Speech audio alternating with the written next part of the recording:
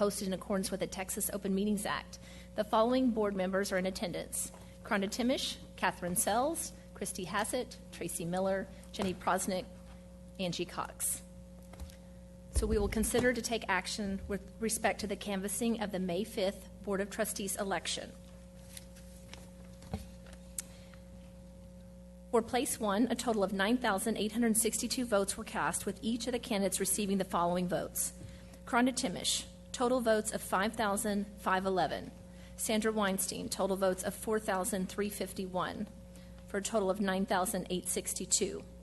In place 2, a total of 9,763 votes, with each of the candidates for said place 2 receiving the following votes: Denise Reisenschneider, 2,453 combined total votes. David Hernandez, 3,139 combined total votes. And Allison Lasan, combined total votes, 4,169, for a total of 9,763 votes.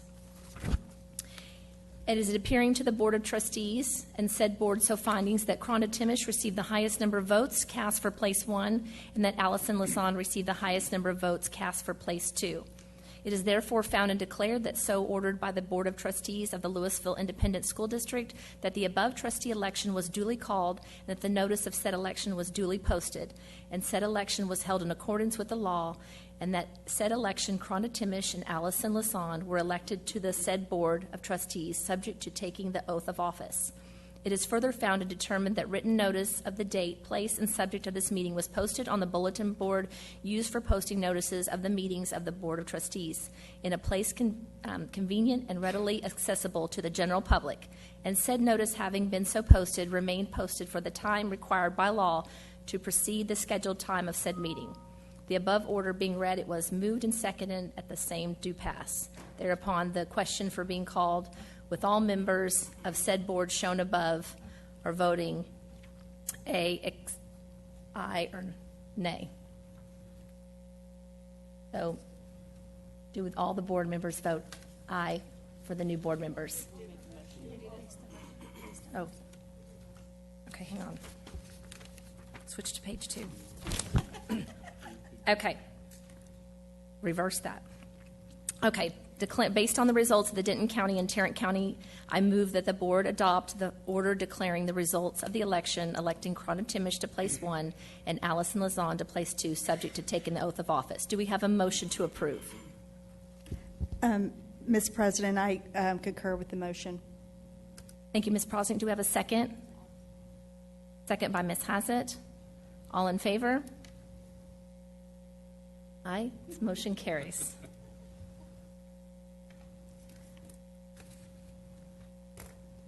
Okay, we will now administer the oath of the newly elected board members.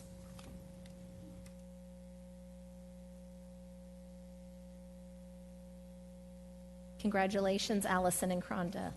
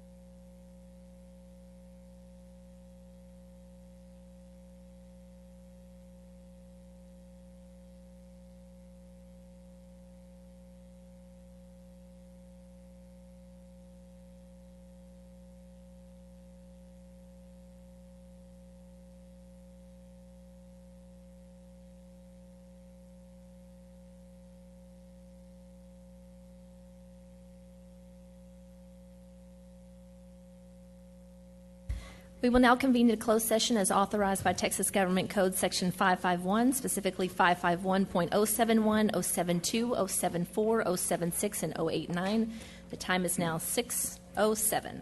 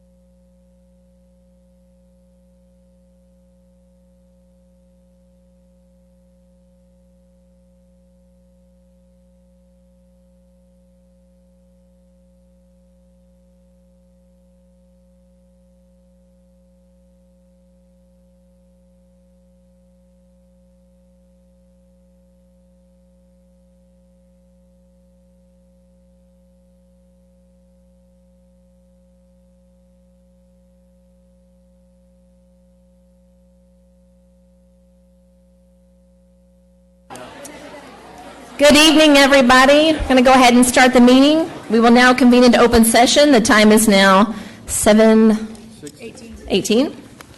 Please join us in the pledges from Prairie Hill Elementary students.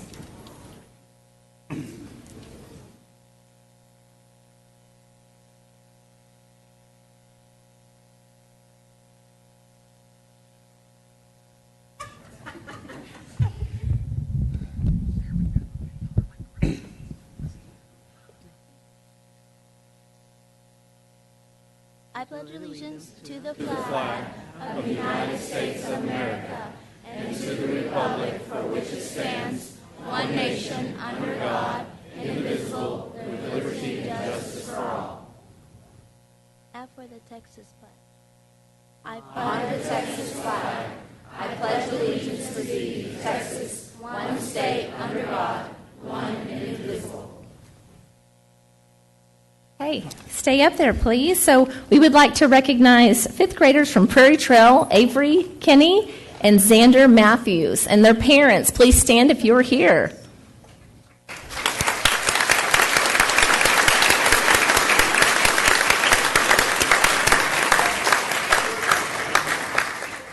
Thank you so much. Meetings of the board are open to the public but are not meetings of the public. The Lewisville ISD Board of Trustees meets monthly in a regular meeting to receive reports from staff and take action on recommendations from the superintendent. The board receives the agenda and all supporting documentation approximately 10 days in advance of regular meetings, which allows us to ask and receive questions of many of our questions in advance of the regular meeting. In addition, the board is conducting work sessions where staff presentations are given for many of our agenda items. This change in protocol means lengthy discussion or a litany of questions on every agenda item of the agenda often is not necessary. And as a board, we should have appropriate knowledge and preparation for responses regarding the content of our meeting tonight. I would like to recognize that we have a continuing board member with the elections over and a new board member. So I'd like to ask their families to come up, but I'd like to recognize Rhonda Timish and Allison Lisan as our new board members.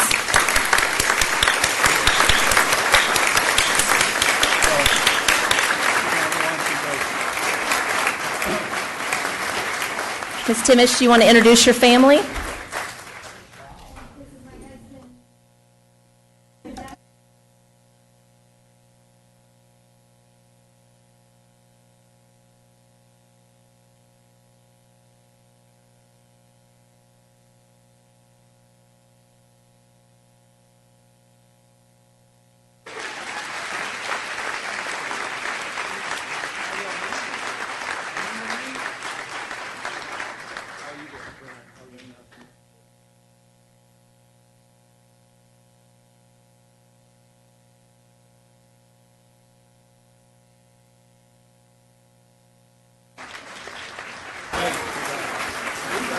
Ms. Lisan, would you like to introduce your family?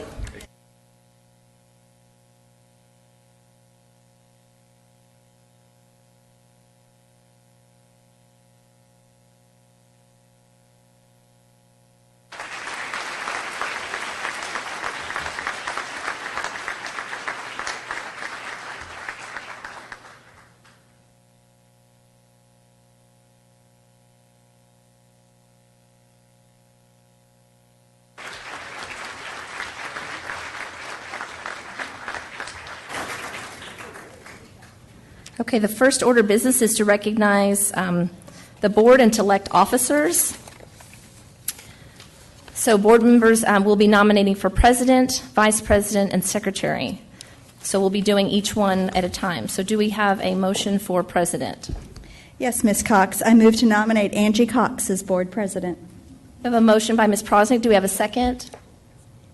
Second by Ms. Timish. All in favor? That's 7-0. Motion carries. Congratulations. Okay, thank you.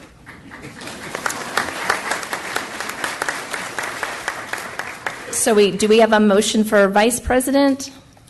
Yes, I move that we nominate Rhonda Timish to the second term as vice president. That's a motion by Mr. Miller. Do we have a second? Second by Ms. Prosnick. All in favor? That's 7-0. Motion carries. Congratulations, Ms. Timish, vice president. Do we have a nomination for secretary? I move to nominate Catherine Sells as Board Secretary. Thank you, Ms. Hassett. It's a motion by Ms. Hassett. Do we have a second? Second by Ms. Prosnick. All in favor? That's 7-0. Motion carries. Welcome, Ms. Sells.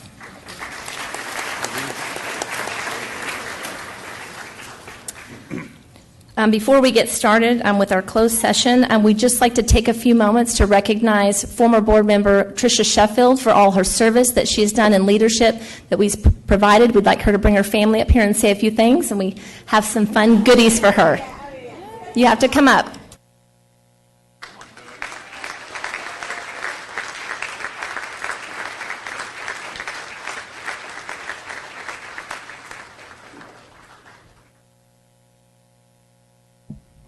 Okay, Ms. Sheffield.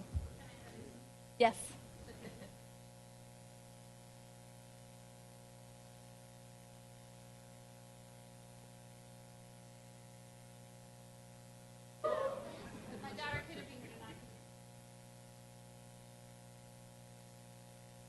Don't leave. We'll be taking pictures.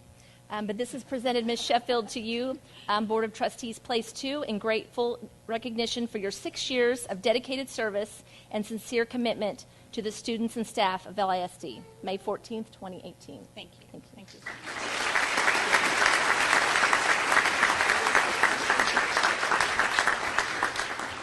And we want to officially retire your nameplate and give this to you, and I'm sure that Doug can find a prominent place in your home for this. So, and then I'll add it to my chair. yeah, add it to your chair. And from the board, we just want to say what a privilege it was to serve with you, not only in leadership of us for the years that you served as an officer, but also just as a member. The depth of knowledge and just experience that you brought to this position just left LISD a better place, and we appreciate you for that.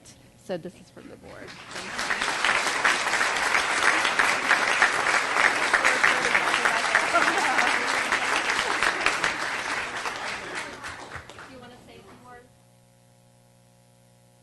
I'm not going to say a lot because, as my family knows, I don't do well with emotional stuff, and it would make me cry. But it's been a wonderful privilege to serve this district, and I just love it. But I couldn't have done it without these people right here and the daughter that's not with me, because they were a tremendous support to me every step of the way. And so I'm eternally grateful. And like I said last month when I kind of made my remarks, I will say the closer you get to public education, the better it looks. And so I feel that way. I feel that way probably more so now than I ever did before. And I've always been an advocate for this district and for our public schools. And so I just encourage you to get involved and be engaged and just be thankful for the district that you have and for the leadership that we have here on our campuses and up here running the show. So anyway, thank you so much.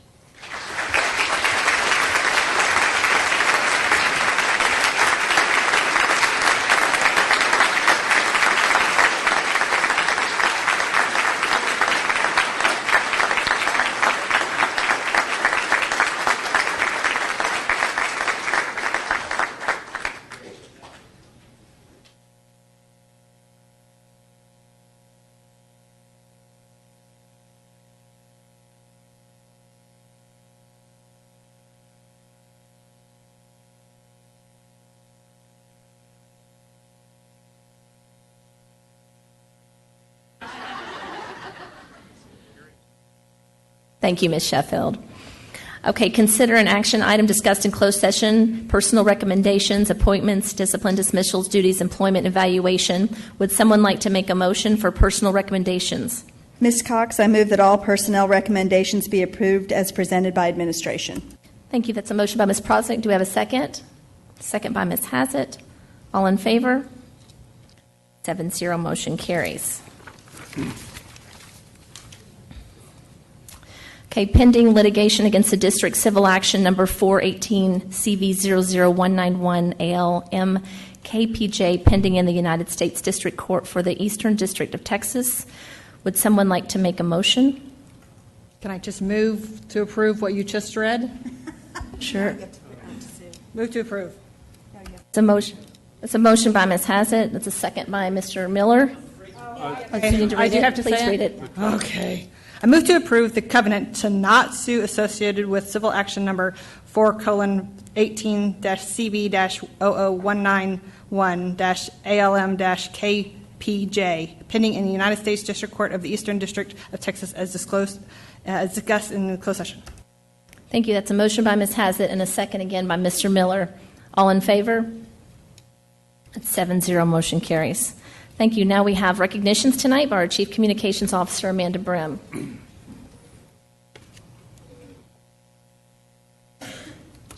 Yeah. LISD is excited to share that Marcus High School's female a cappella group, Fusion, placed third in the 2018 International Championship of High School a cappella Finals, which took place in Alice Tooley Hall at Lincoln Center in New York City. The competition featured 9 a cappella groups, which began in January with a tournament of more than 200 groups from across the nation. It was no surprise when Fusion's professionalism and one of their best performances to date earned them a standing ovation from their fellow competitors. Due to their well-earned success in the competition, Fusion had the opportunity to perform at the iconic Beacon Theater on Broadway in New York and open the 2018 International Championship of Collegiate a cappella Finals. Fusion is led by Marcus Choral Director Wes Davis. Way to go, Fusion! LISD is proud of you.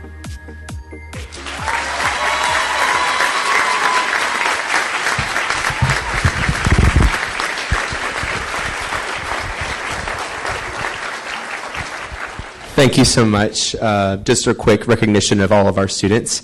We have Bella Ontiveros, Amy Davis, Como Karamuru, Julie Kempapiano, Caitlin Hughes, Annalise Gordon, Allison Asplin, Annie Beth Clark, Emily Balderson, Savannah DeCrow, Alana Baxter, Jennifer Flores, Peyton Mao, Olivia Stefani, Rebecca Olson, and Emily Stewart. Thank you so much.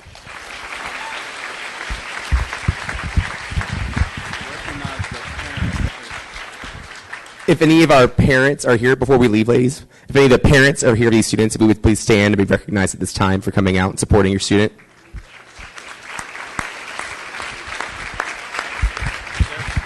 They're all waiting for you at the auditorium.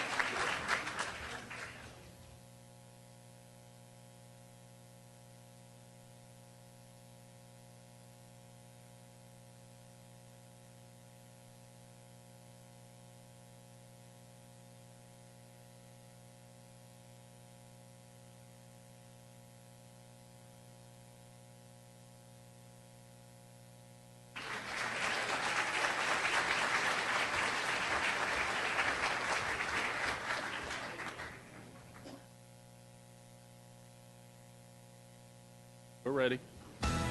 The National Association of Elementary School Principals recently announced Lewisville ISD's Donald, Garden Ridge, and Liberty Elementary Schools as 3 of the 40 elementaries nationwide to join its prestigious list of Honor Council of Excellent winners. These 3 exemplary student council programs were selected based on their submission of an extensive council projects completed during an entire school year, as well as its student council constitution and election procedures. Councils were also required to submit professional letters of recommendation from their school principal and student council president. All winners are members of the American Student Council Association. With the guidance of campus administration, staff, and parents, student councils are campus cornerstones by building partnerships and connections between its community and campus traditions. Ultimately, strong student council programs like the ones at Donald, Garden Ridge, and Liberty all have the same goal: teaching the life skills of leadership, civic responsibility, organization, and planning. Congratulations to these 3 schools. Thank you for positively representing not only your campus, but your district nationwide. LISD is proud of you.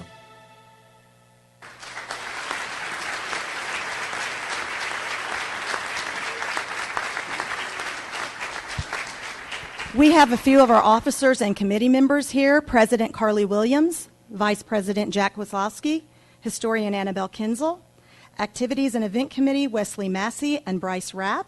Community Service Committee, Sean Pribula, Carlin Zadell. School Spirit Committee, Michaela Munt and Peyton Allen. Teacher Appreciation Committee, Jocelyn Wooten, Jessica Cluthy, and Tierney Jackson. And Public Relations, Grant Plassick and Allie Medina.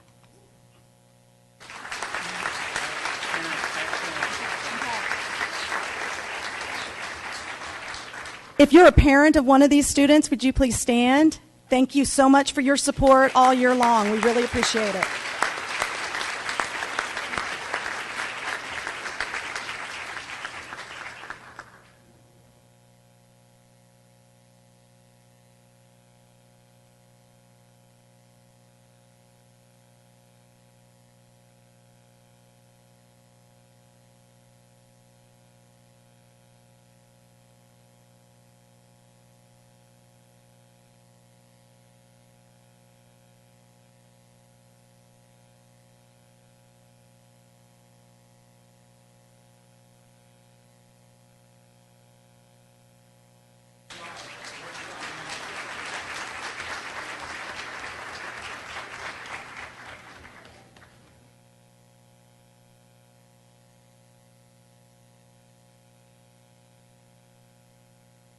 Hi, we're here to represent the Garden Ridge Elementary Student Council. I'm Mrs. Mansfield, the counselor, and I get to be one of the sponsors along with Brenda Jacobs and our principal, Kelly Roden.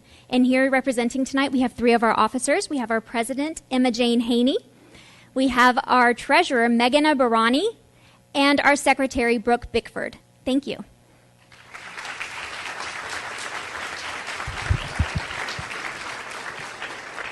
So do we have parents of any of these three great young ladies? Parents, please stand.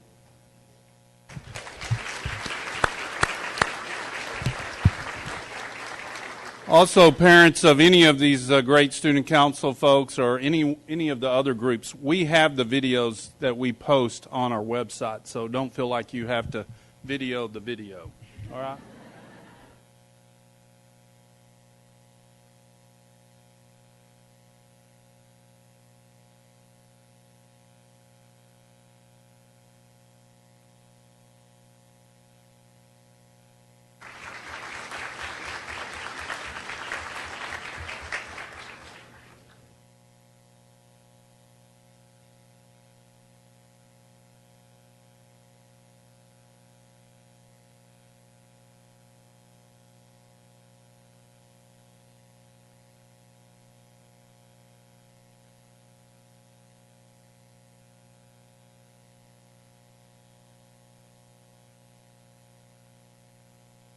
Good evening, everyone. Tim Greenwell, principal of Liberty Elementary School and lead advisor of our student council, a program that you can tell we're very proud of. I'd like to introduce, please, our president, Kaylee Callum, who will introduce her fellow student members. There you go. Adrina, Hasani, Sanvi, Catherine, Sophie, Ronit, Arvind, Anirudh, Vishnu.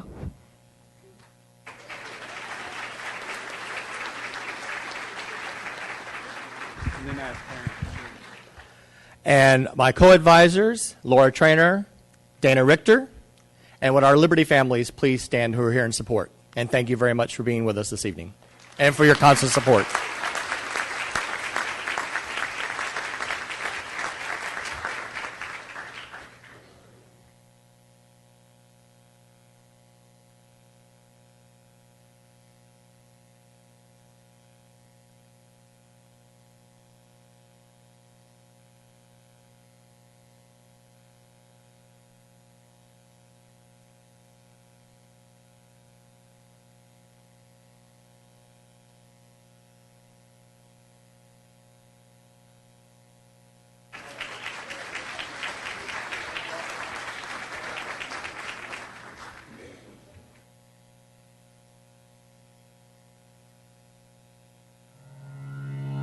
Since 2011, Lewisville ISD has had two campuses dominate the Texas Parks and Wildlife State Archery Scholastic Championships.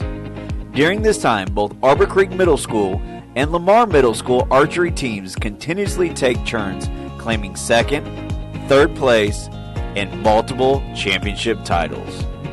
And for the second year in a row, the 2018 state championship title went to the Arbor Creek Middle School archery team, led by Coach Dan Mannering. This year, Lamar Middle School's archery team took third place in the competition. The team is led by Coach Ferris Babaset. Also, Hebron High School sophomore William Walters individually won third place in the high school division, receiving a $3,000 scholarship. Congratulations to our schools and students. Keep hitting the target.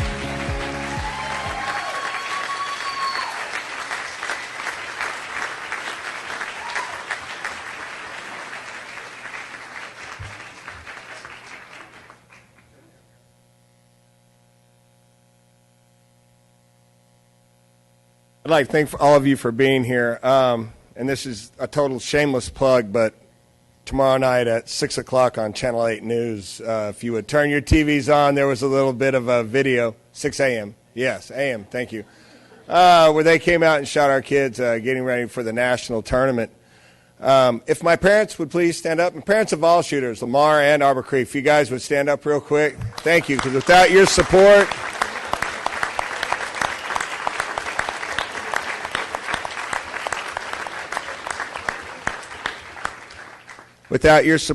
and your help, this never happens without you guys. Also, thank you, school board and school administrator, my wonderful principal, Mrs. Finch, for her backing in our program, giving these kids a platform for success, college scholarships, as you've seen, and a chance to tour the United States as we just got back from the national tournament in Kentucky.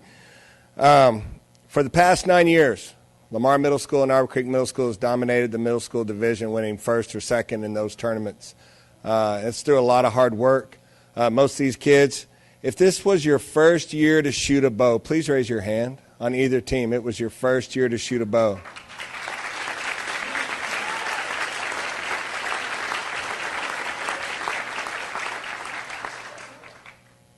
That's pretty good, and they just won a state championship. So thank you very much for your support. Good evening.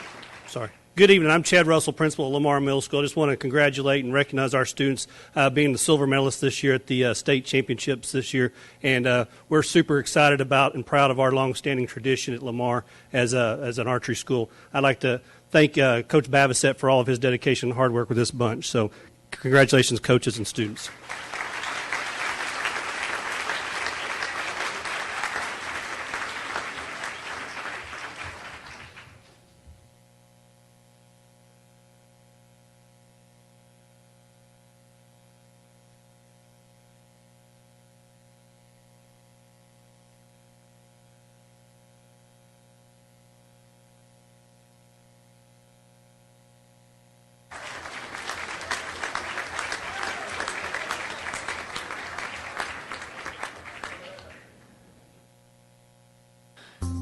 Technology students from Flower Mound, Hebron, and Lewisville.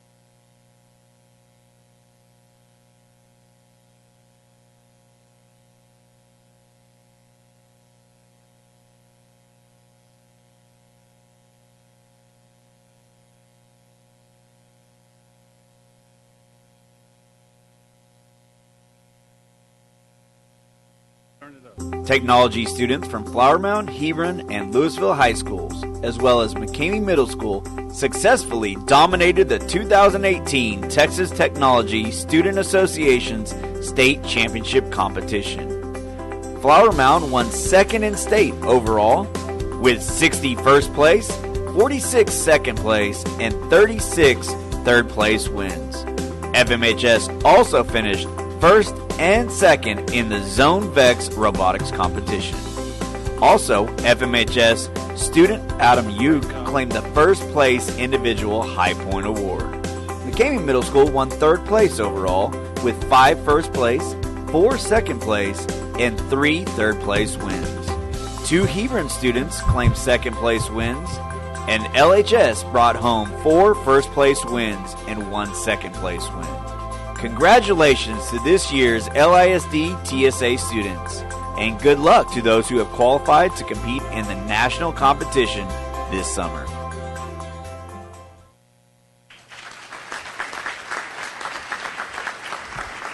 Huh?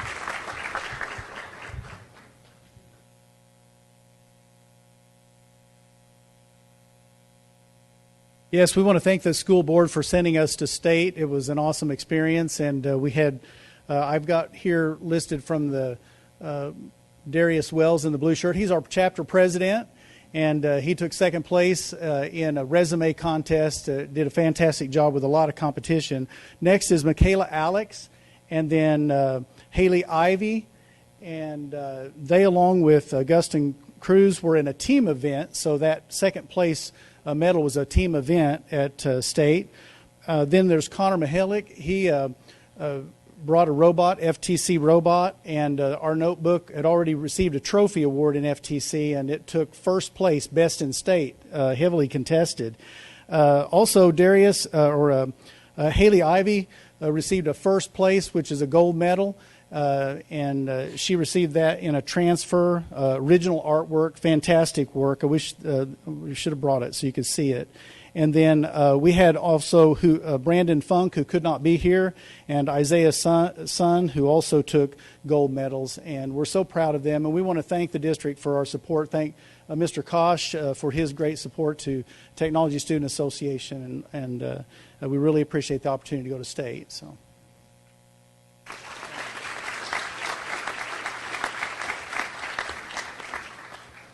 Good evening. My name is Paul Blaylock. I am the sponsor at the McCamey Middle School Robotics Club, and we have 5 students here tonight that participated in the TSA state competition last month. If I can see who's over there. We have Manya Govil and Sam Nalla, who did biotechnology, and they are actually going to the National TSA conference in Atlanta next month. We also have Arush Das over there, who was on the second place catapult team. And we have Ritesh Kanchi, who was first place in photography, and he also did a desktop publishing project. And we also have Jacob Derendinger, who was first place in CAD, and I think he also had a photography in there also. We also have Mrs. Knight, who is the principal at McCamey, and I want to thank her for her great support over this year, and we couldn't have done it without her, and all the parents that are here tonight up front taking pictures of their children. Thank you very much.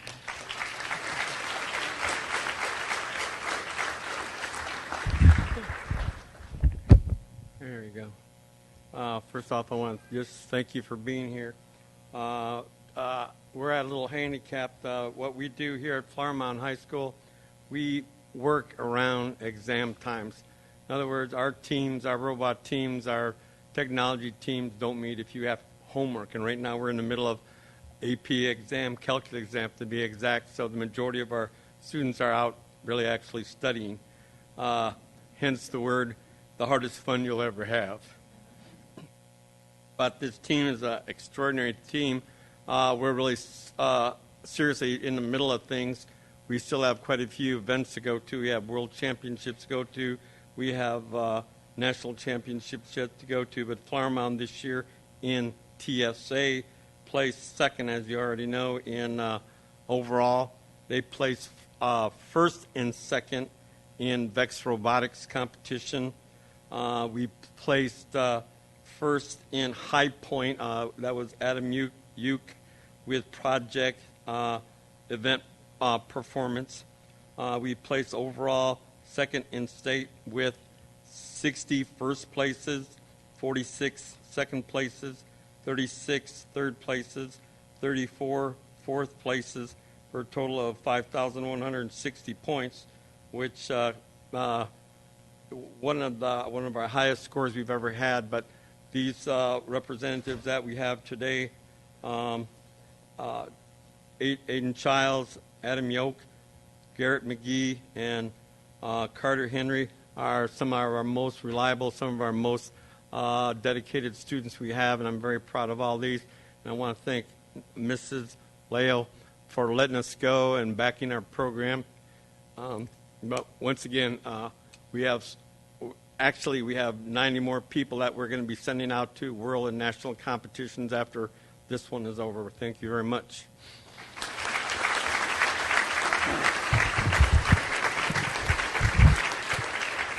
And could we ask parents of these incredible young men and young women to please stand and be recognized? We appreciate your support of them.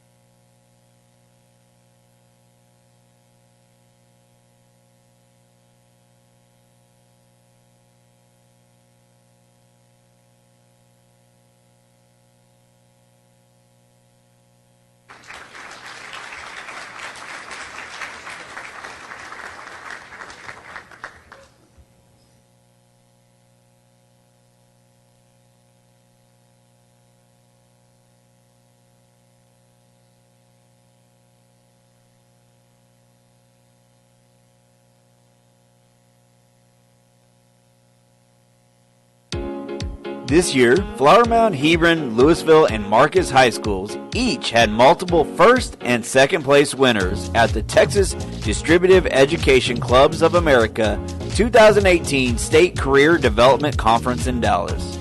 The largest state competition Texas DECA has had, with close to 5,000 students competing. DECA is well known for preparing emerging leaders and entrepreneurs for careers in marketing, finance, hospitality, and management in high schools and colleges around the globe. To get ready for the conference, students spent several months studying, completing practice exams, researching, writing, developing presentation visuals, and practicing their presentations for their respective events. Congratulations to all our DECA state winners and to all the first place state winners who competed in DECA's 2018 International Career Development Conference at the end of April in Atlanta, Georgia.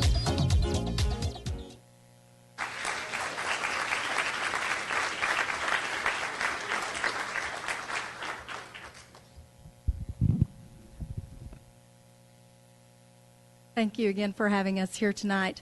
I'm Claudia Bell, and I'm representing Flower Mound High School's DECA chapter. Jessica Brown is the sponsor, and I've become the unofficial assistant sponsor here.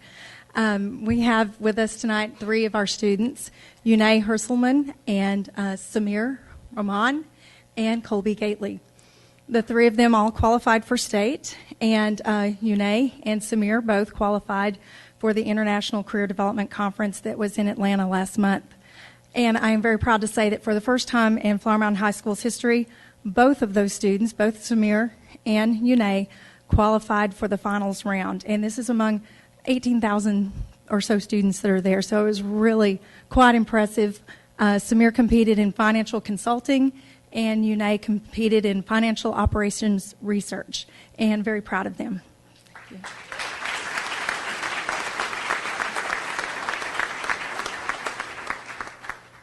Hello, I'm Valerie Cooper. I am the advisor at Lewisville High School, and I'm here tonight to share with you Zachary Morrison. He placed second in DECA. He cannot be here tonight. He is at work. And then I'd also like to introduce Bradley Sykes to you. He placed first in the state competition, as well as won the Excellence Award at International Competition in Personal Financial Literacy.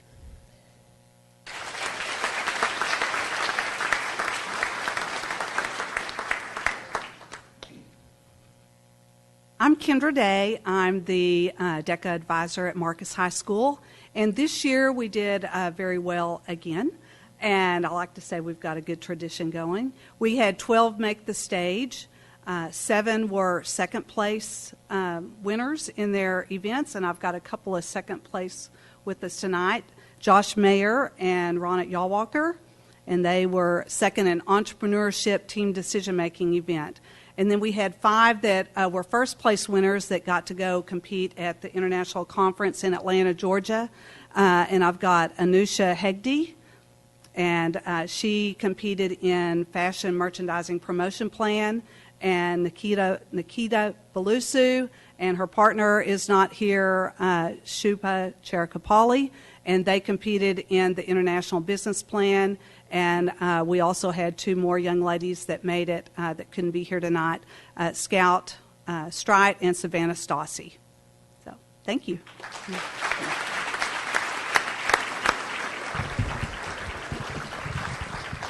And while the principals are coming up, if the parents could please stand and be recognized. Families.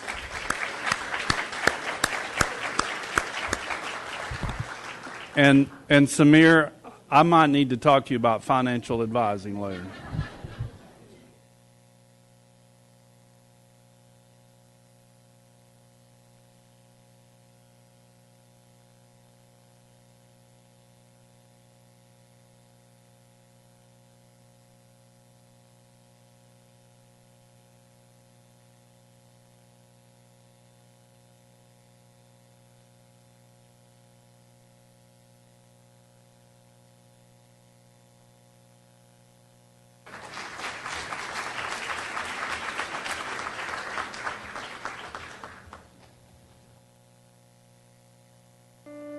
Bringing Texans interested in classics together since the late 1960s, the Texas State Junior Classical League fosters the study of ancient Greek and Latin topics in the modern age. This year, Marcus, Hebron, Lewisville, and the Colony High Schools had 38 students place first through third in the 2018 Texas State JCL Convention at the Naaman Forest High School in Garland, Texas.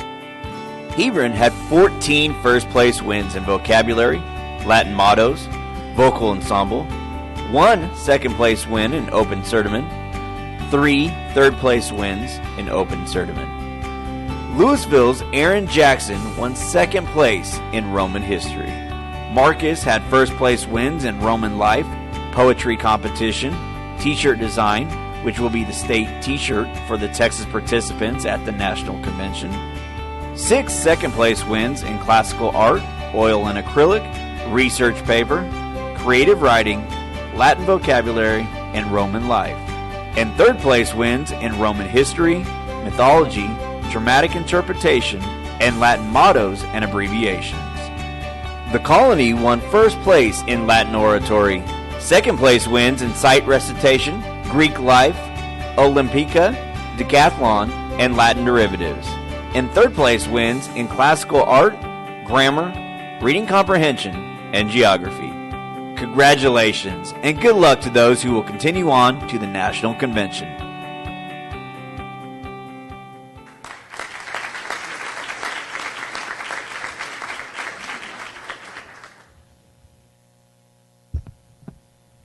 Okay, I can get...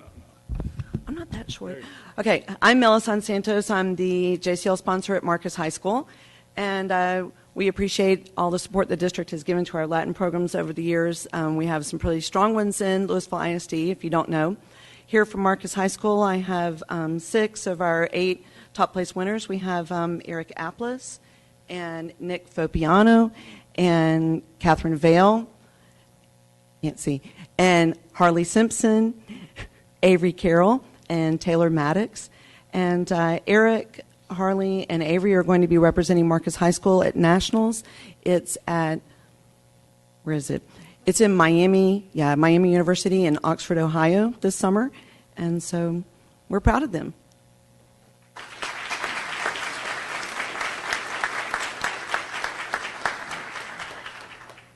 Hi, I'm Mark Rubb, Lewisville High School World Language Department head. We have one student, Aaron Jackson, who is going to nationals as well. He received a second place in Roman history. So he did a great job. Thank you.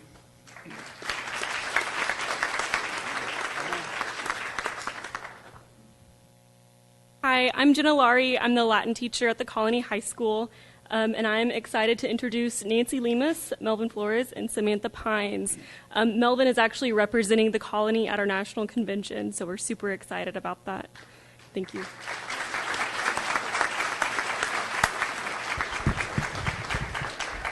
And parents of these great students, would you please stand and be recognized? Thanks for being here.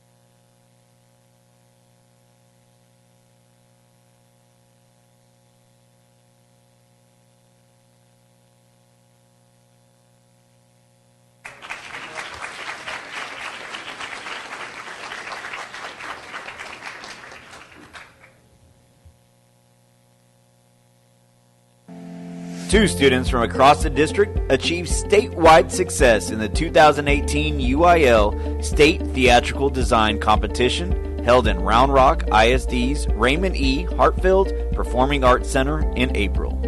For the competition, students across the state were challenged to create designs for the famous production of A Raisin in the Sun and its spin-off production, Clybourne Park. All designs were original and could not copy any other live or animated film, stage, or broadcast versions of the play. Representing Colony High School, Micaiah Watson won 2nd place in the 5A UIL Theatrical Hair and Makeup Design category. And Lewisville High School's Anna Cantu won 3rd place in the 6A UIL Theatrical Costume Design category. For the past 6 years, Lewisville ISD has advanced to the state level and has either placed or won the UIL championship. Congratulations to these creative students. LISD is proud of you.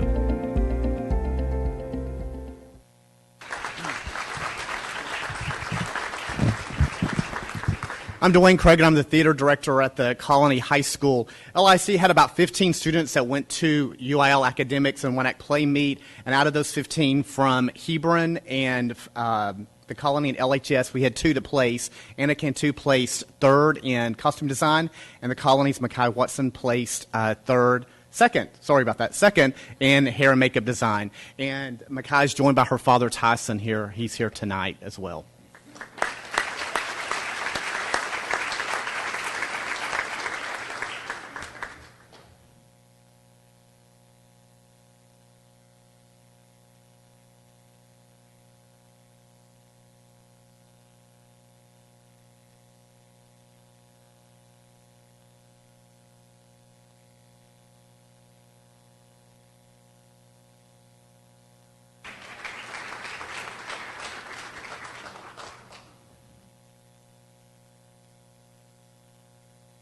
The mission of the Texas Art Education Association's Visual Arts Scholastic event is to recognize exemplary student achievement in visual arts by providing art students and programs a standard of excellence in which to achieve.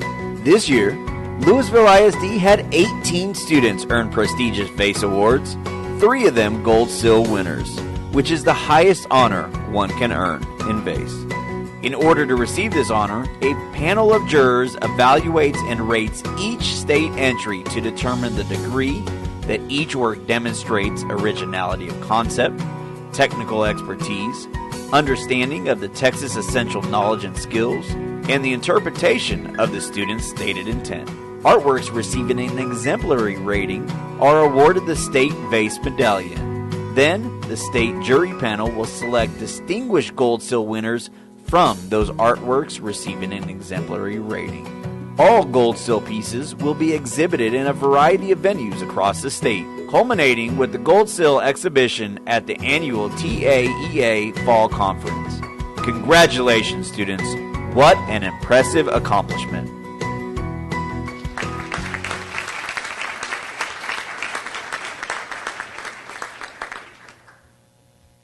All right, hello. My name is Ross Hines. I am the art teacher at the Hebron 9th grade campus.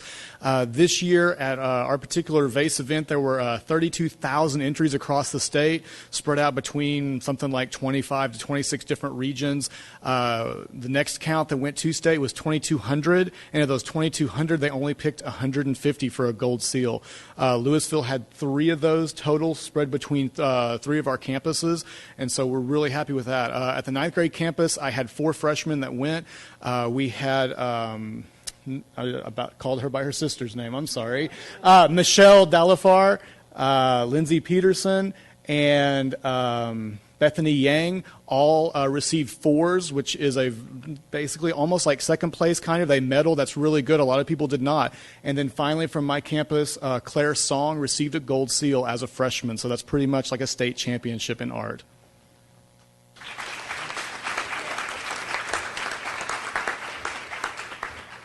Hello, my name is Jennifer Russell, and I am one of 4 art teachers at Hebron main campus. I had 5 students qualify for state, which I'm really, really proud of. And 3 of them are here tonight. Evelyn, Ka, and Elle Champion also qualified for state and earned a 4. They unfortunately couldn't be here tonight, but here tonight we have Sade Oyedipi and Brittany Fang, who earned 4s, and I also have Grace King, who has a gold seal for our campus, so I'm very proud of them.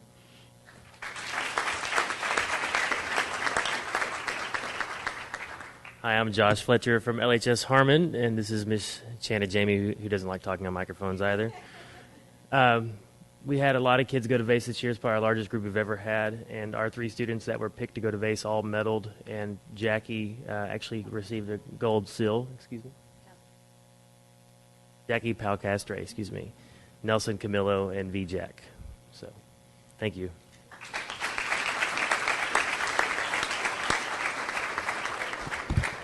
And parents of these groups, would you please stand and be recognized?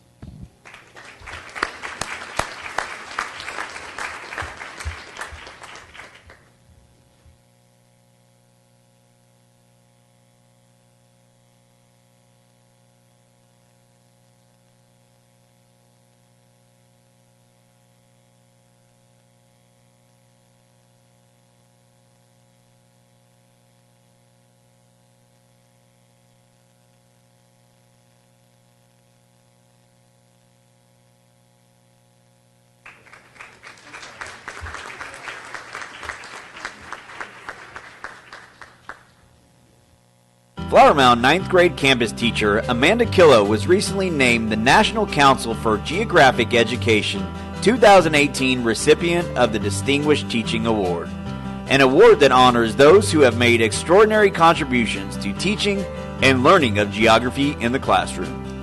Ms. Killo's passion for teaching and getting kids interested in learning about places around the world is evident through the engaging opportunities she provides her students during the school year. One of the biggest projects she helps facilitate is a world tour, which is a learning experience for students to visit with people from other countries across all 7 continents in 24 hours. In addition, she is known for volunteering personal time to grade AP tests, present to fellow teachers at various conferences, sponsor many student clubs, and seek professional development to continue finding ways to get kids to be in love with geography as much as she is. Ms. Killo was nominated by the Texas Alliance of Geographic Education Association and then selected by a panel of NCGE reviewers who all agreed that she goes above and beyond for her students. Amanda will be formally recognized by the NCGE community at the award ceremony in Quebec, Canada at the beginning of August. Congratulations, Ms. Killo.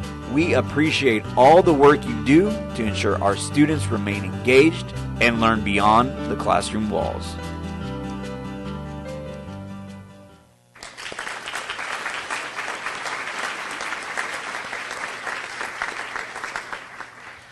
Hi, my name is Will Skelton. I'm the principal at the Flower Mound 9th grade campus, and it's my honor to present Ms. Killo to you tonight. You can tell from the video how much fun and engaging her class is, and for our students at the high school level, AP Human Geography many times is the first AP class that they take. Ms. Killo does a phenomenal job of getting those kids into the program and making them successful and providing them with an amazing experience, so we couldn't be prouder of her. Congratulations.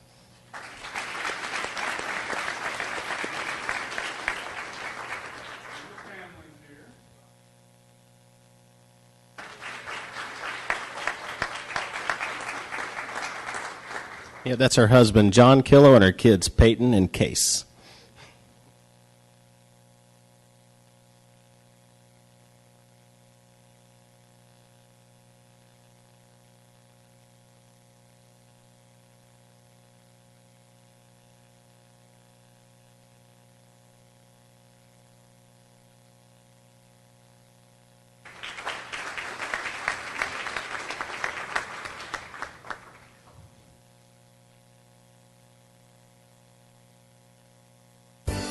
This school year, 11 LISD campuses received the Counselors Reinforcing Excellence in Texas Award, which is a program designed to recognize outstanding counseling programs across the state. From classroom guidance, college and career readiness, to equipping students with social and emotional skills necessary to be successful in and out of the classroom. School counselors take on many roles to help students prepare for a future they create.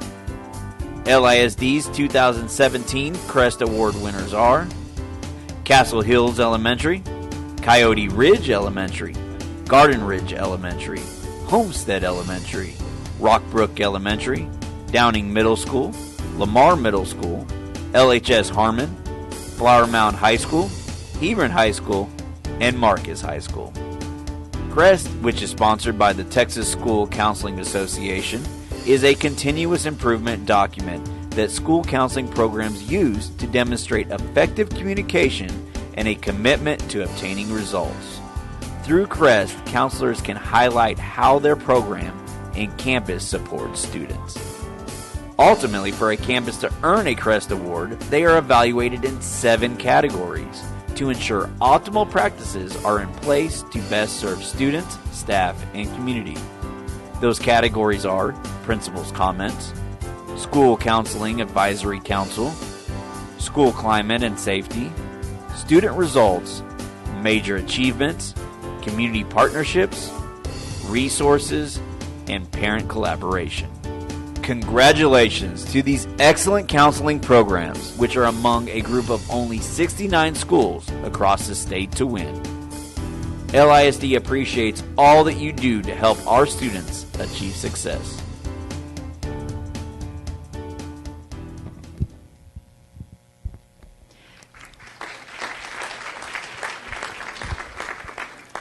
Good evening. My name is Manya Crow, and I serve as the Director of Counseling for this department. So I wanted to take just a minute to recognize each of our campuses, and forgive me, I have to step down so I can see everybody. So we have, in front, we have Hebron High School, we have Flower Mound High School, and then right behind, we have Harmon, then we have Downing, and then we have Garden Ridge, we have Coyote Ridge, Garden Ridge Elementary, we have Coyote Ridge, and we have Marcus. And then right down there in the end, we have Rockbrook, and who am I missing? Castle Hills, awesome. So as a Homestead, thank you, and Lamar. It's a group effort. As the video mentioned, this award is one that is given by the state, and so all of these campuses worked very hard. It is awarded out of all the districts in the state that there are less than 100 that actually receive it. So we're very proud of these departments and the campuses that support them in order to achieve it. Thank you all so much.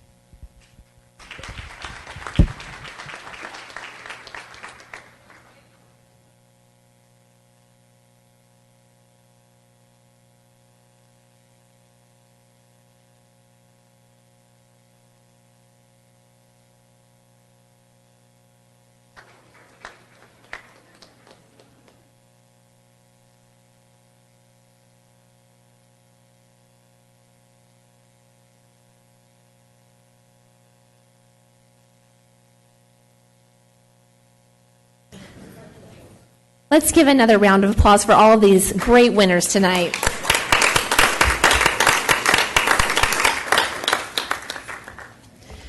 We have one more special award that we'd like to give. The final recognition is our Champion for Kids. And this is a recognition, it's actually kind of hard because all of you are Champion for Kids. And you guys all do, whether you're parents, teachers, staff, you all do things for kids. And from the board, on behalf of the board, thank you very much for all that you do for the kids of LISD.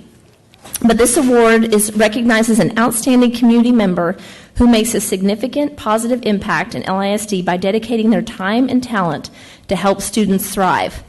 And this was nominated by their peers and selected by the Board of Trustees. So some of the comments to include about this person are, she has an amazing heart to help students. She's a true advocate for kids and education. She brings her enthusiasm and passion for learning to our schools each week. Each week, my students look forward to hear her warm smile and excitement for writing. She's not just out there to do the best for her child, but for all of our kids. So with that, the Board of Trustees would like to recognize this year's Champion for Kids, Miss Carol Ball.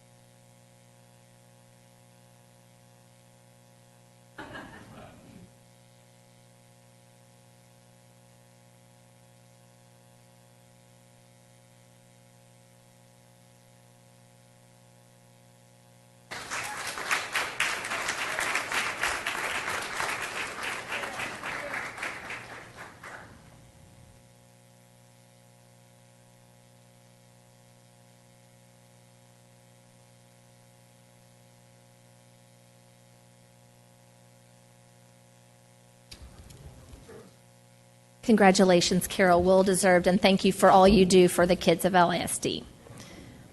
Okay, Lewisville Education Foundation update. Dr. Bonner.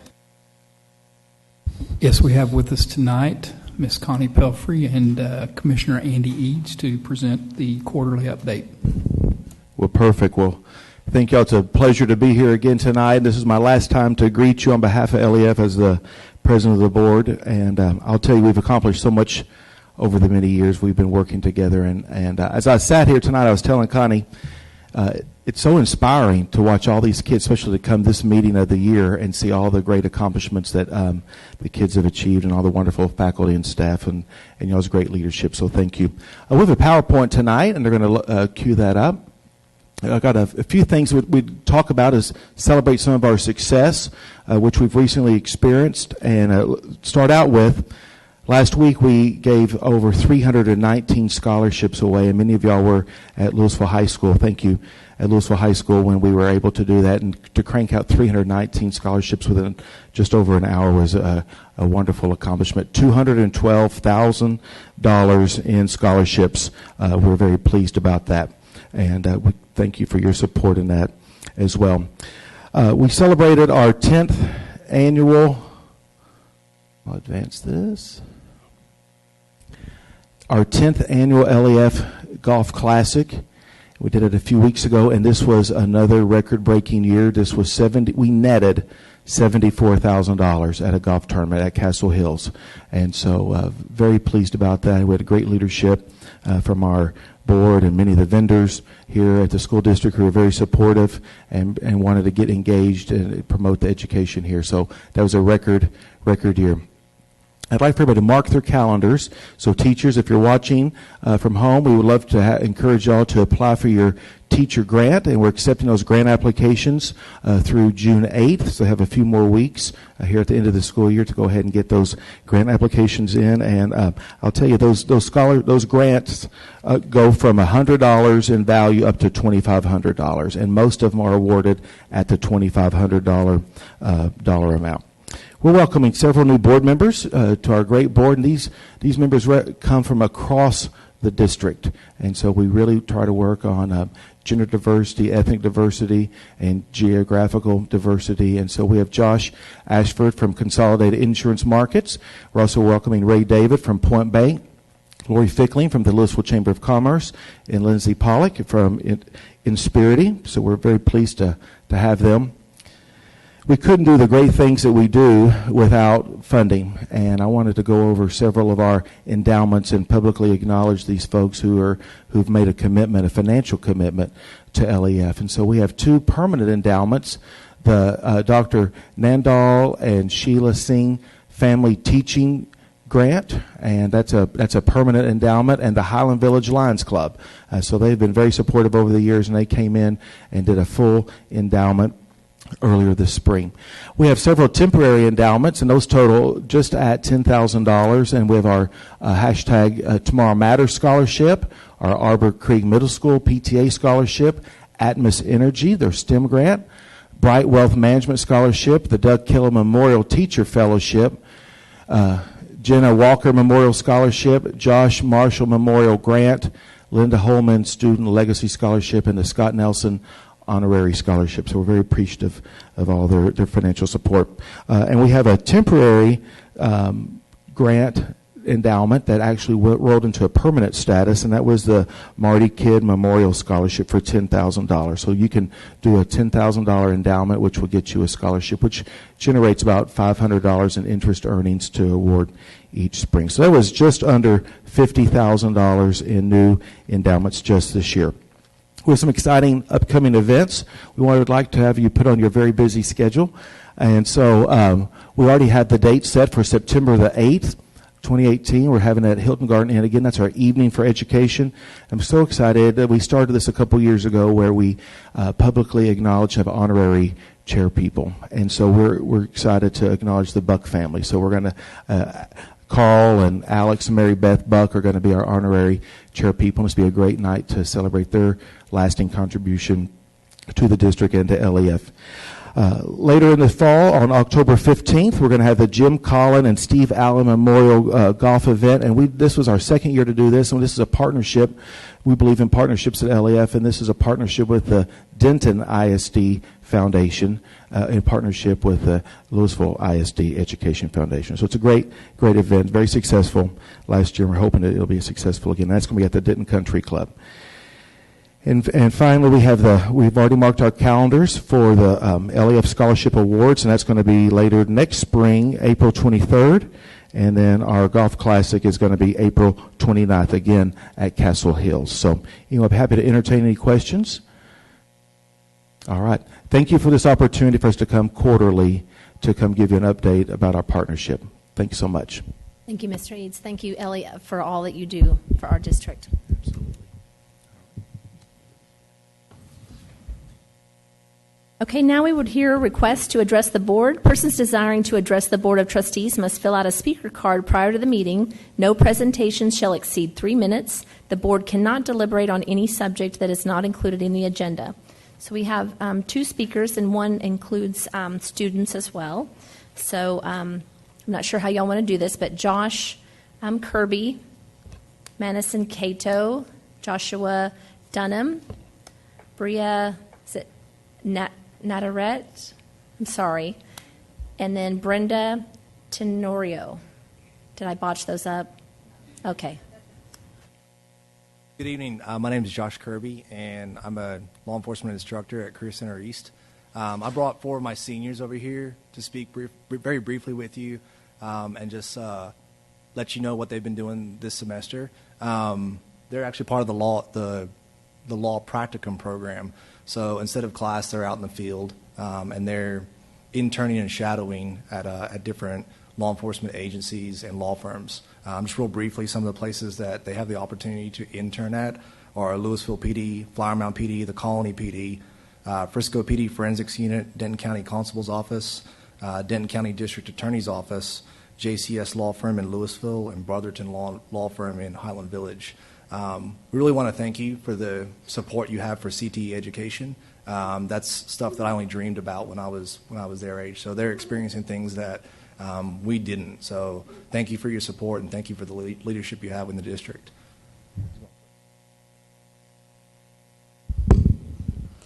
Good evening, LASD School Board. My name is Madison Cato. I'm 18 years old, and I'm a senior at Flower Mound High School.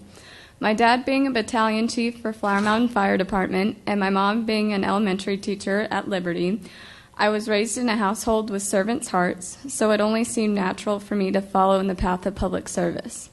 I've always had an interest in law enforcement, but it wasn't until my junior year of high school that I started taking the serious steps to pursue a career in that field. That school year, I took Principles of Law and Law 1, learning the basics of law such as traffic stops, narcotics laws, and crimes against persons laws.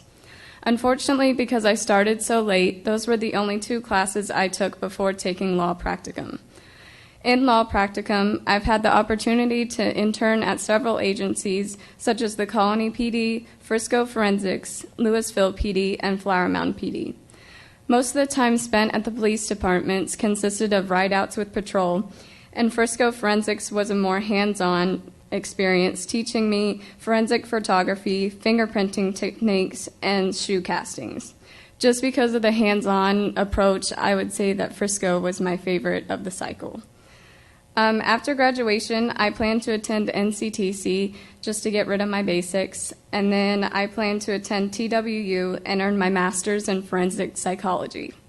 My long-term goal is to be a criminal profiler for the FBI's Behavioral Analysis Unit. It's a lofty goal to become a profiler, and as always, I have to start at the bottom to reach the top. And the BAU is made up of veteran agents that have about 10 years plus experience, so I'll have to start in a different branch before I can reach my main goal. Now, I'm known for my very serious demeanor, and I don't show a lot of emotion, but I'd like to take a moment to thank Mr. Kirby for inspiring me to be a law enforcement officer and pushing me to be a better person and student. I would also like to thank CCE and the LASD district for giving me the opportunity to be in this awesome program. Thank you.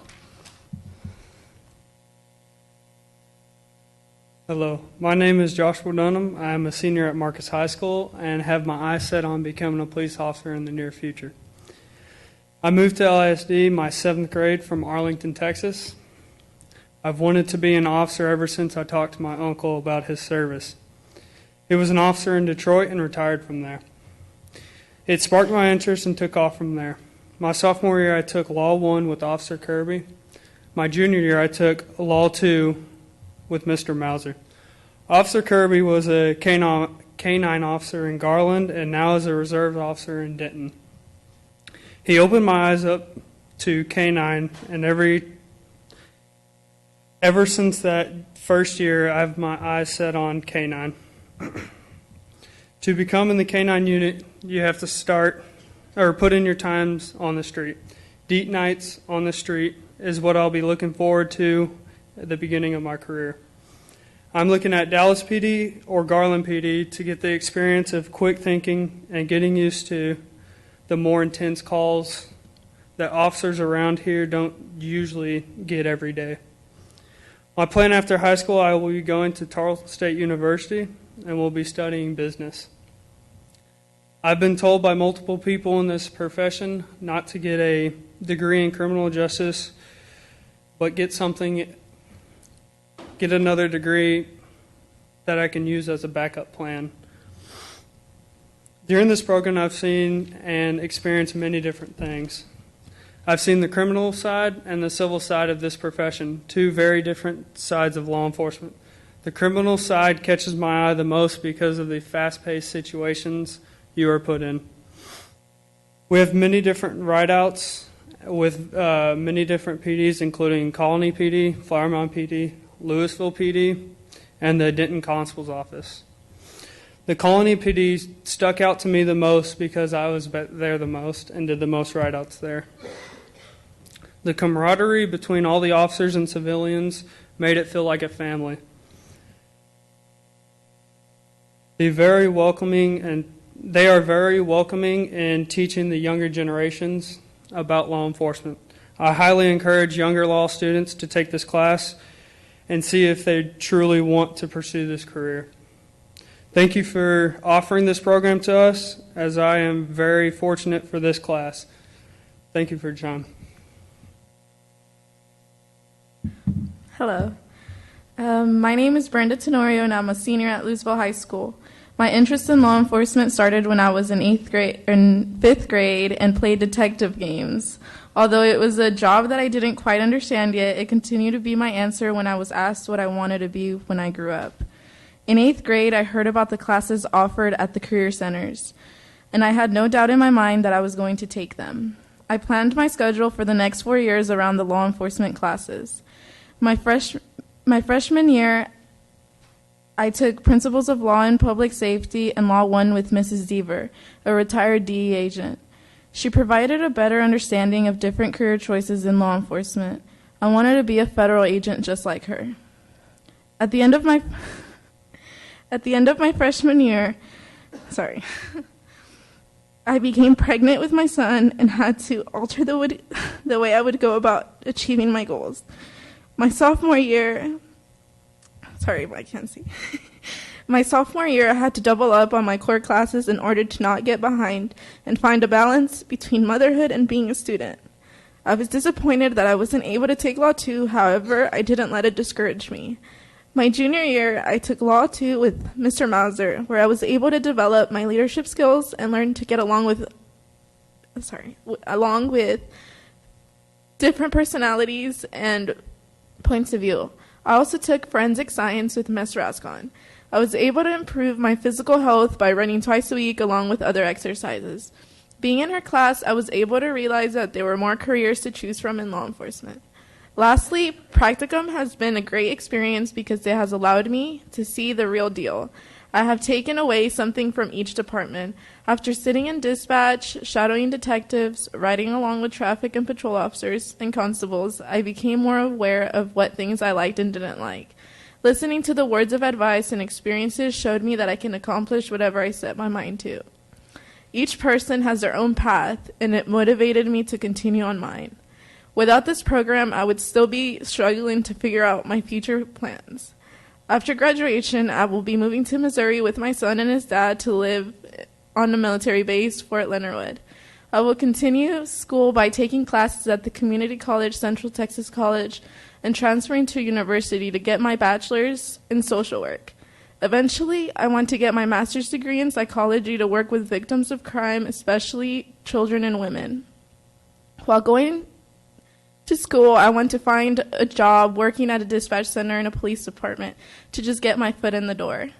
Thank you for providing this program. I am incredibly grateful.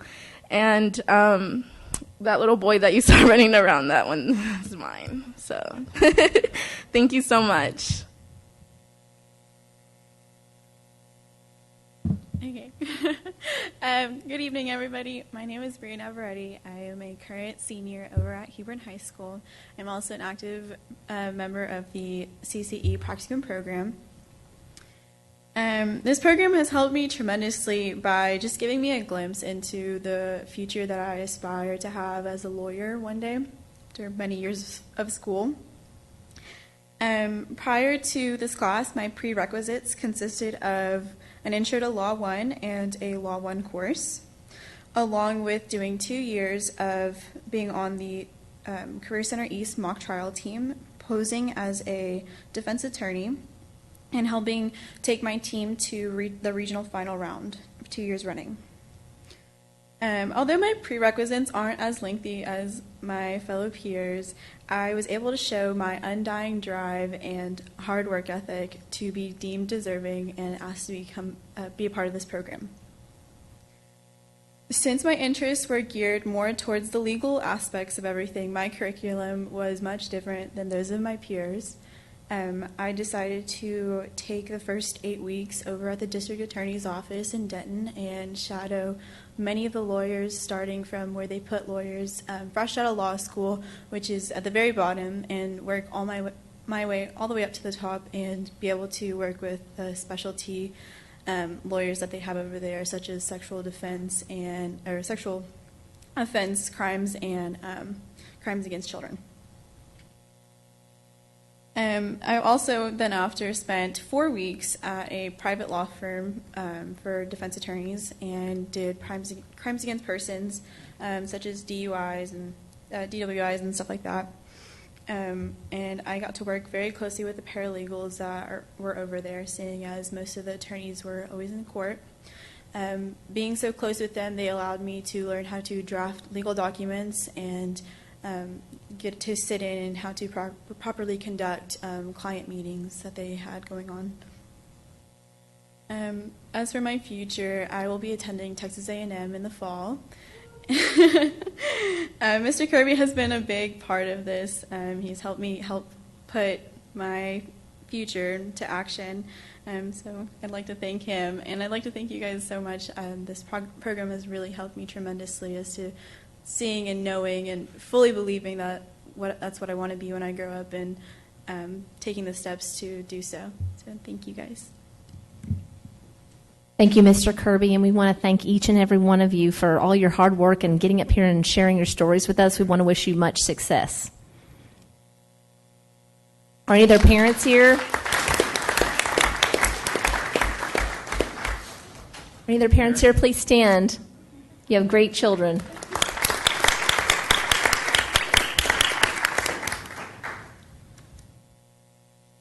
Okay, we have Dick Calvert, our next speaker.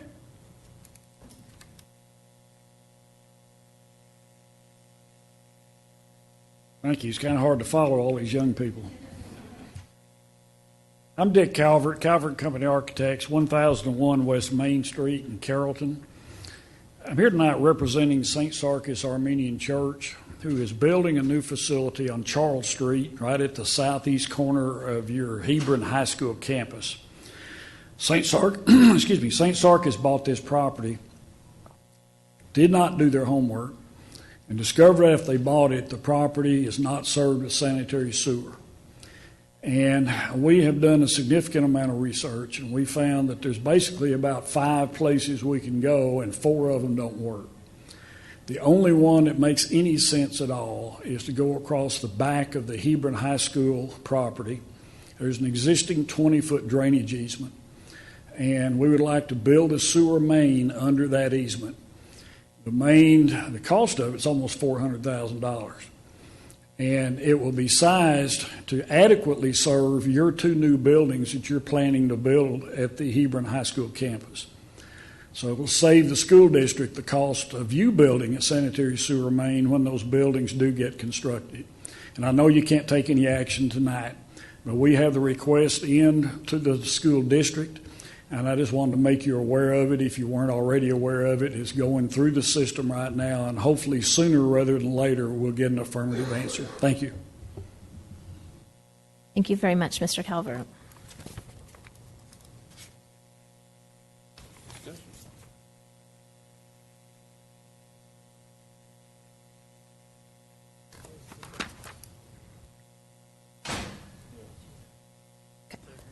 All right, now we're moving to discussion items, monthly financial report, including the bond report and monthly investment. Mr. Ball. Thank you, President Cox.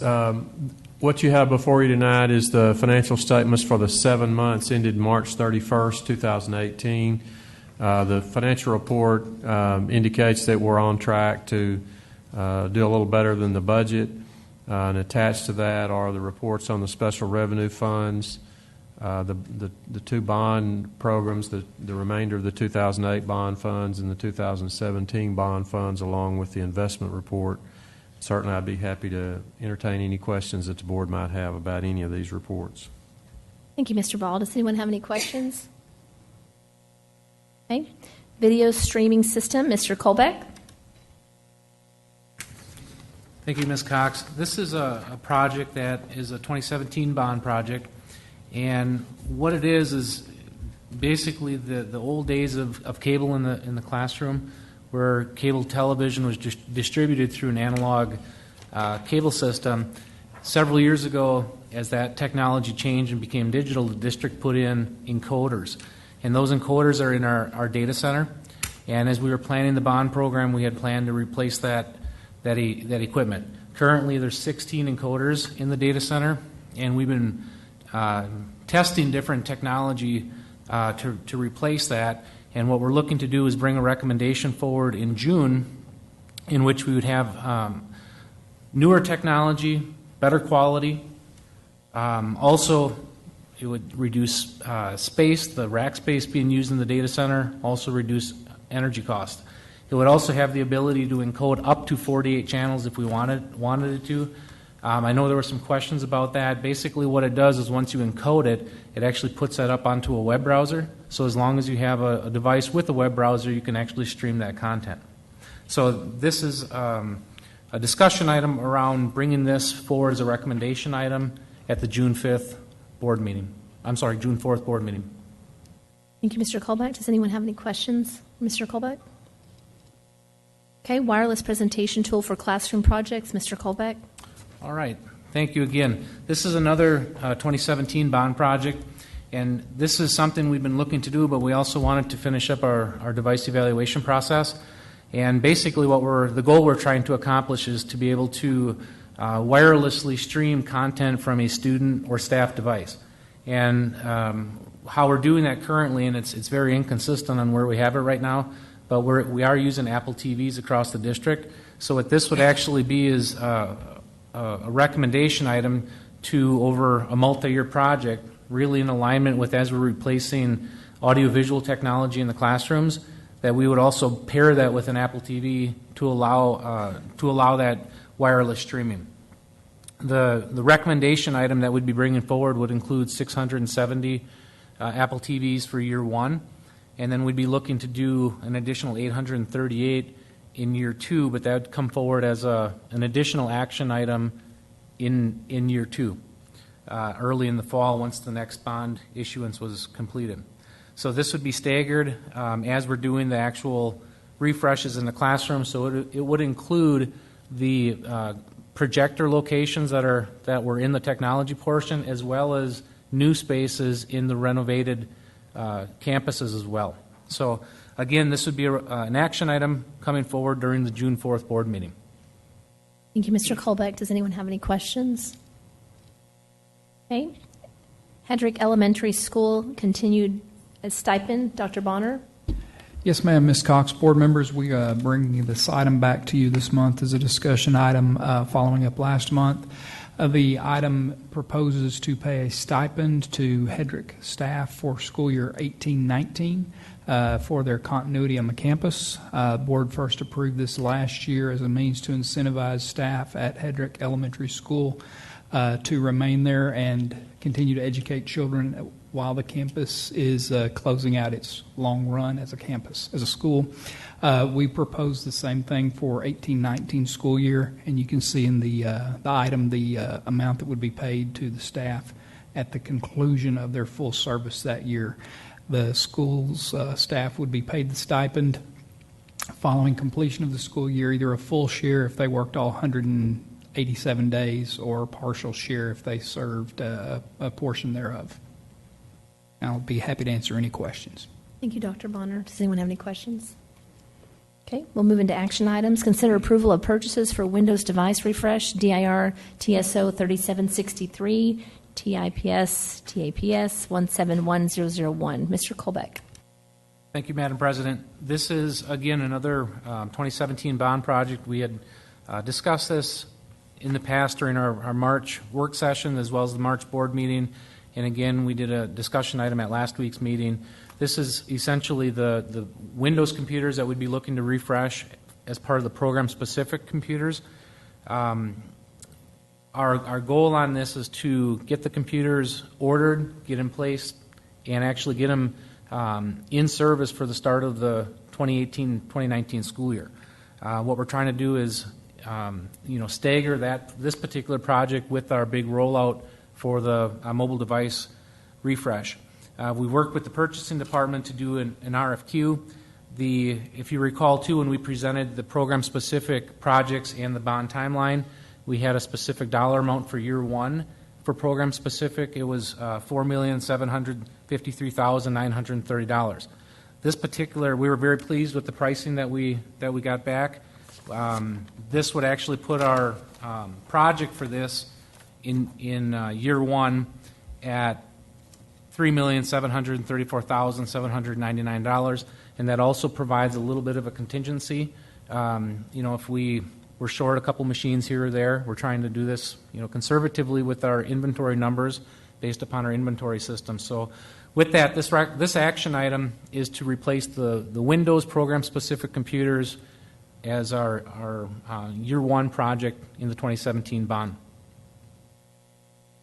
Thank you, Mr. Colbeck. Does anyone have any questions? Would someone like to make a motion?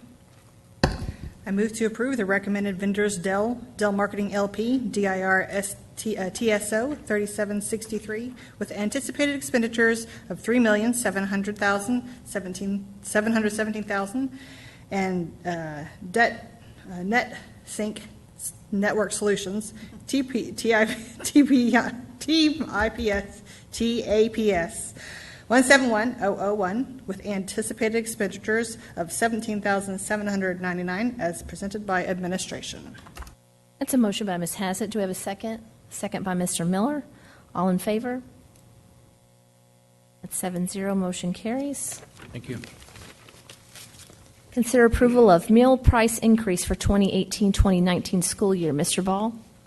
Thank you, Ms. Cox. This item, as the board may recall, we've been talking a couple of months about delaying the decision, awaiting the publication of the paid lunch equity tool by the United States Department of Agriculture.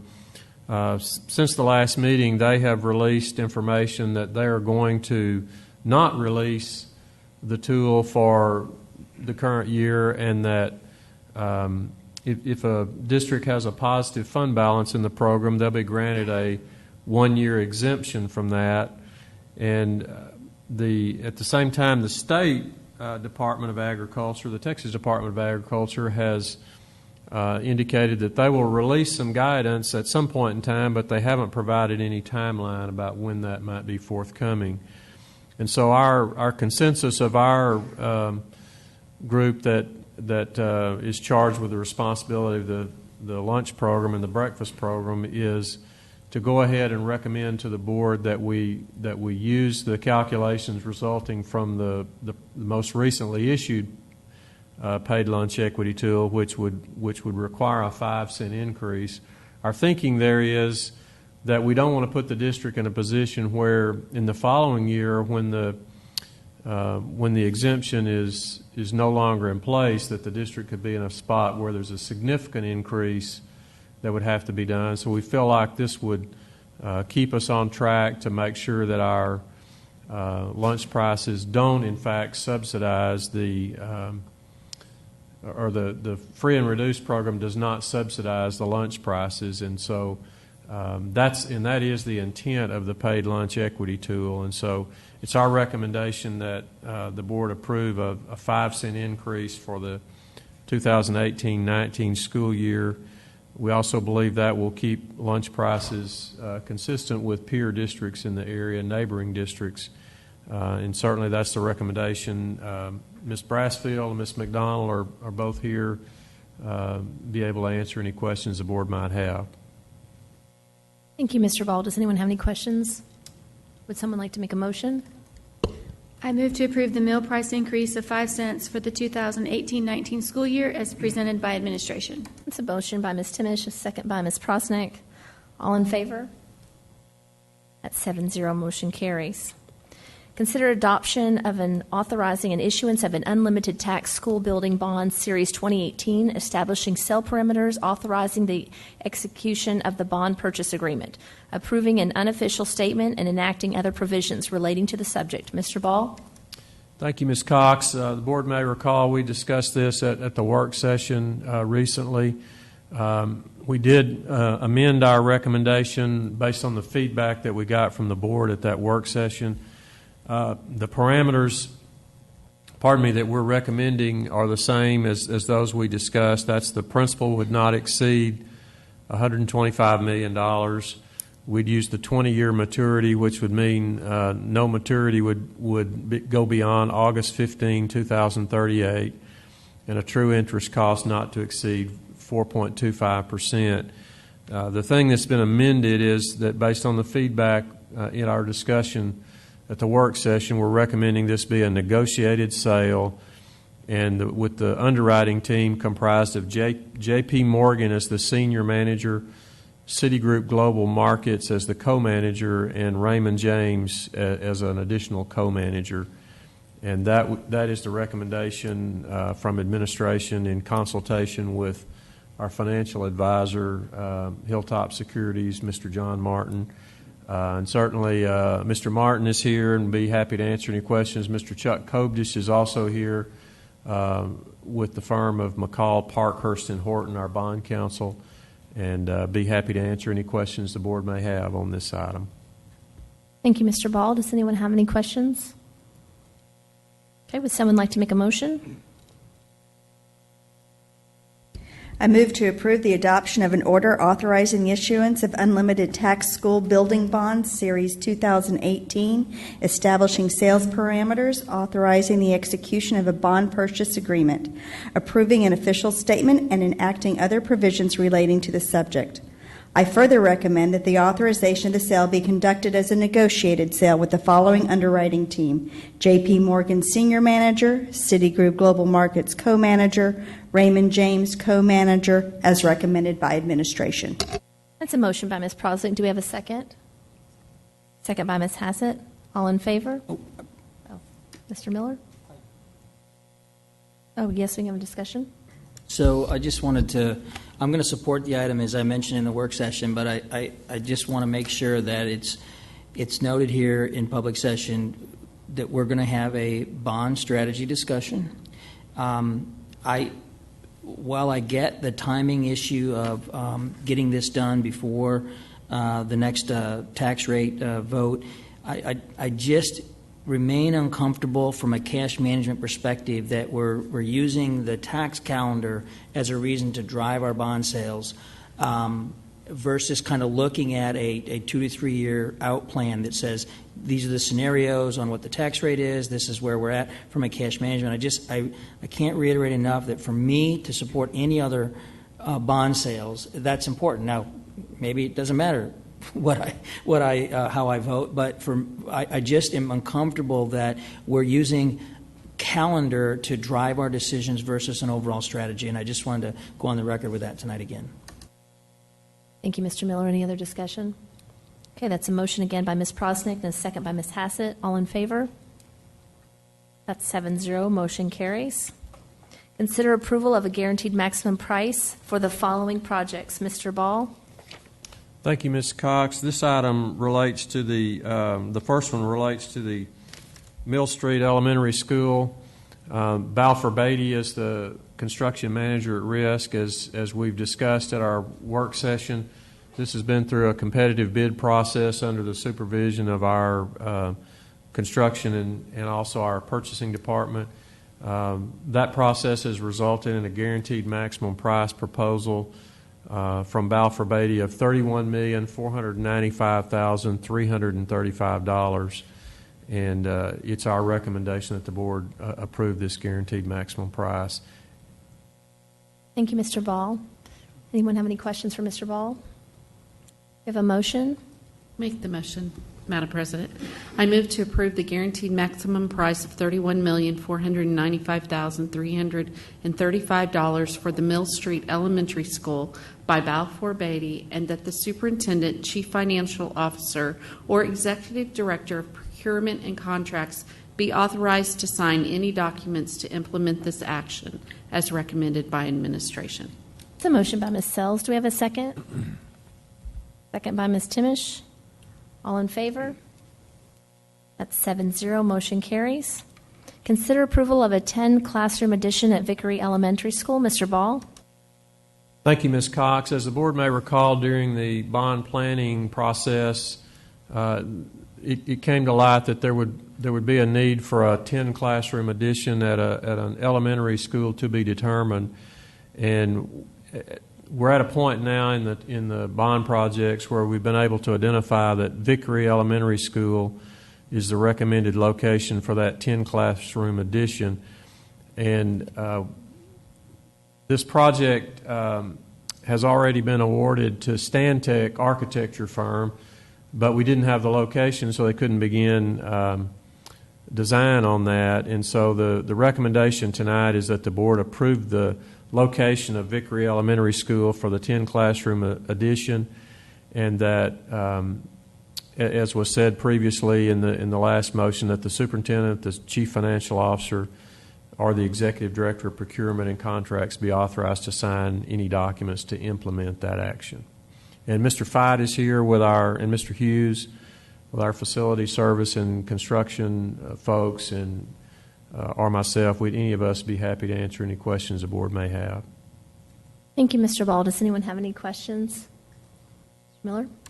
So, this is an item where I think just for consistency, right, just like we had video streaming come to us as a bond, as a part of the bond 2017 bond package as a discussion item, I think we should follow the same protocols and sync up. Either we do it this way or we have a discussion item. But with that, if Stantec has been awarded, but we're now authorizing, so is that just kind of a verbal award?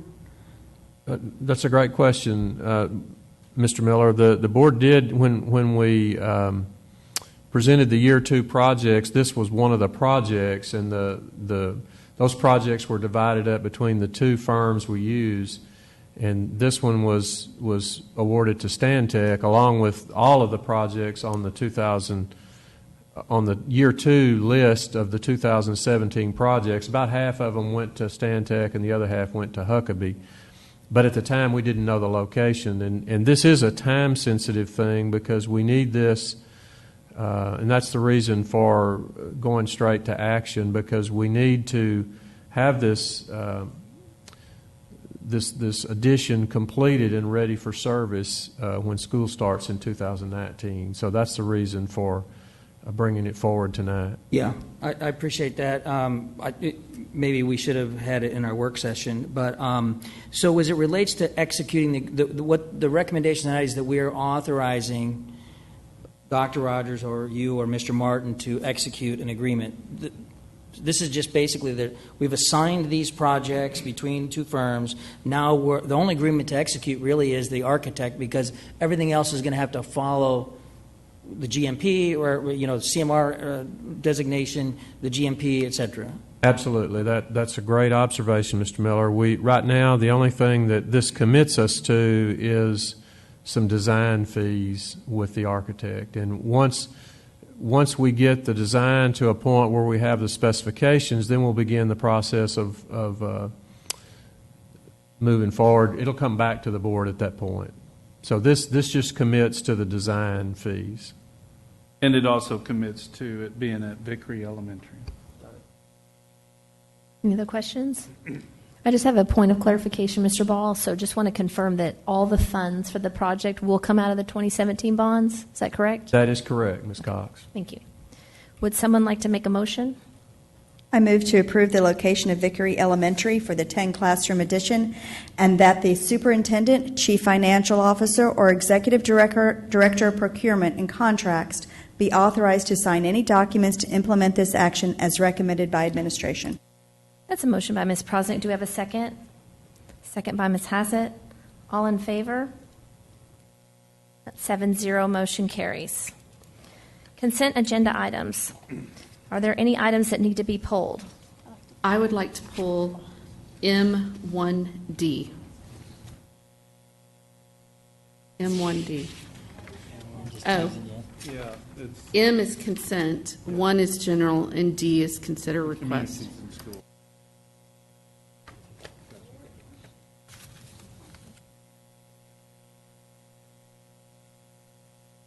Okay. Are there any others that need to be pulled? Okay, would someone like to make a motion? I move the board approve the consent agenda items as recommended by administration with the exception of M1D for separate consideration. That's a motion by Ms. Timish. Do we have a second? Second by Mr. Miller. All in favor? That's 7-0. Motion carries. Ms. Sells, would you like to speak to your motion? I just wanted to recognize Communities and Schools of North Texas and our agreement with them. I think that this is one of the things that we do that some of our community members are not aware, that we serve alongside of you in mentoring and in doing the work that you all are set out to do to make the opportunities for these children greater.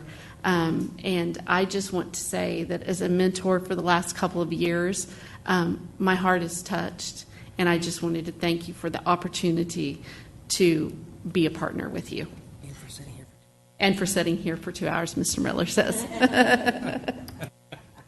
And that was in reference to Miss Ann Pappy, who won't be Pappy very long, who has been in our audience. So thank you, Ann. Well said, Ms. Sells. I think we all aboard concur with that. Anyone else?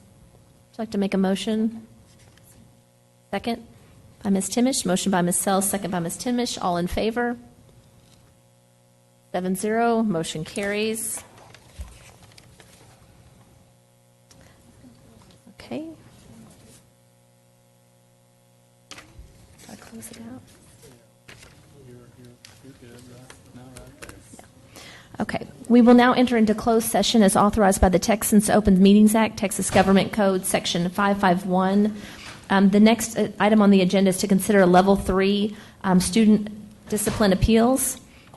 If at any time the board is to hear a matter involving a student, the matter must be heard in closed session pursuant to Texas Government Code Section 5510821. We will therefore move into closed session at this time to hear the Level 3 student discipline appeals. Please note that the board will deliberate regarding each individual appeal immediately after each hearing and will take action on each appeal individually, but will not return to open session to take such action until all 3 hearings have been heard. And it's actually 2, my apologies. The time is now 8:59.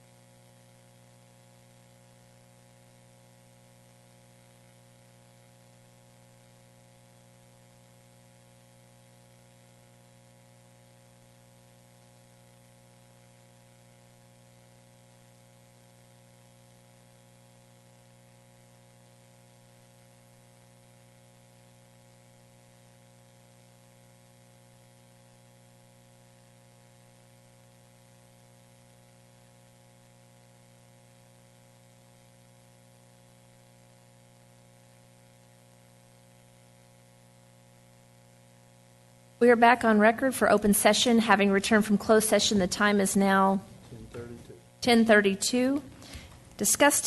Consider, discuss, and take action on all items related to the Level 3 Student Discipline Appeals Hearing Number 1. Does any board member have a motion regarding Hearing Number 1, Student Discipline Appeal?